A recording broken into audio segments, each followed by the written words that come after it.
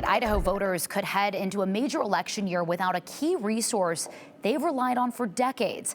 And tonight, it's because of a budget vote on the House floor. Aspen Shepard has more on why the state's voter pamphlet won't be created this year.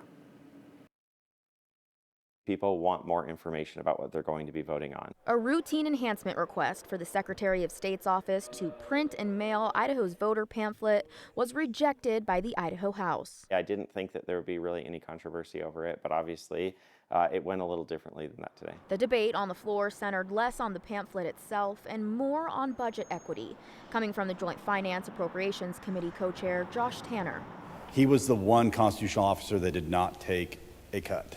The Secretary of State did offer an $850,000 credit, in a sense, and it was a renegotiation of contract. They don't need to wait from a letter from us saying that we're going to ask for a cut for them to go renegotiate it. But I do think this budget should get a 1% cut in 2026 and a 2% cut in 2027. The bill's sponsor, Representative James Petke, pushed back, calling that voluntary cut by the Secretary actually steeper than what the rest of the agencies absorbed. This body all voted to cut the Secretary of State's budget by $850,000 one time.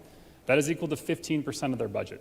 So that is equivalent to 3 years worth of a 5% ongoing cut. And Petke says whenever there is a constitutional amendment or citizen initiative on the ballot, a voter pamphlet is required to go out per state law. So if we did not fund this, they would they would potentially be in conflict with the law.